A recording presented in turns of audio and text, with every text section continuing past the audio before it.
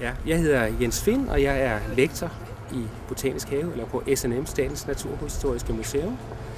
Og min rolle i det her high-tech elitetræ har været at udvikle den biologiske del, den del, hvor vi kloningsdelen af nåletræer eller juletræer, som vi har arbejdet med her.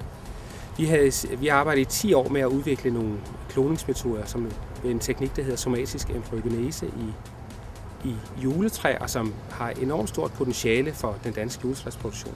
Problemet er bare, at der er 2 problemer sådan set. Den ene, det er, at vi skal have flyttet teknologierne fra laboratorier og ud til rigtig produktion, ud i virkeligheden, kan man sige. Og det andet problem, det er produktionsprisen. Når vi udvikler teknologier på et laboratorium, så er det alt for dyrt i forhold til, hvis det skulle produceres i virkeligheden. Altså prisen per plante bliver alt for høj. Og derfor så var det, at vi fik ideen om, at vi skulle lave et samarbejde med nogle robotfolk, altså nogle ingeniører på den ene side, og på den anden side så nogle slutbrugere, altså en juletræsproducent, for at få de her teknologier ligesom bragt over tærsklen fra laboratoriet eller universitetet og så ud i virkeligheden.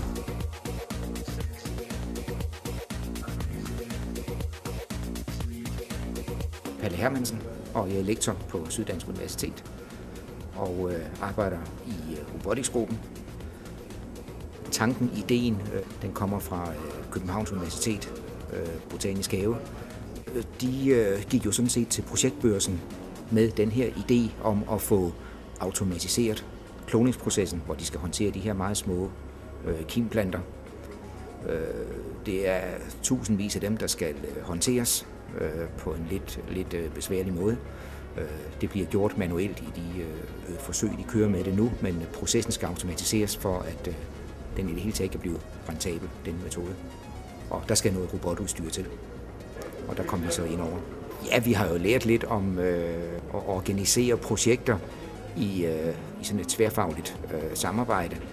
Jamen, det synes jeg efter de første bokserier, der synes jeg, vi fandt ud af formen, og man gensidigt respekterede hinandens arbejdsmetoder.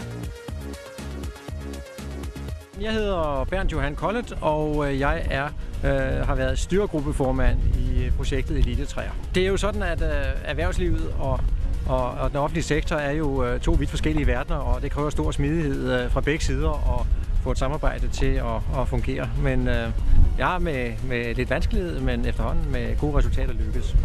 Det gør jo, at vi vil kunne klare os langt bedre i konkurrencen med andre virksomheder, som ikke har den samme teknologi, og vores teknologi er patenteret, og vi får en meget, meget stærk stilling på markedet.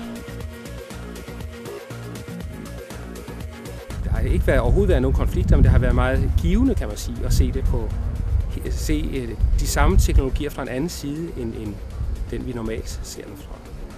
Og projektet har også betydet, at vi havde udviklet nogle teknologier, der fungerede smadret godt inde i laboratoriet. Det viste sig bare i løbet af det her projekt, at de fungerede. Det var helt andre krav, der blev stillet, når det skulle automatiseres og køre i kommerciel målestok.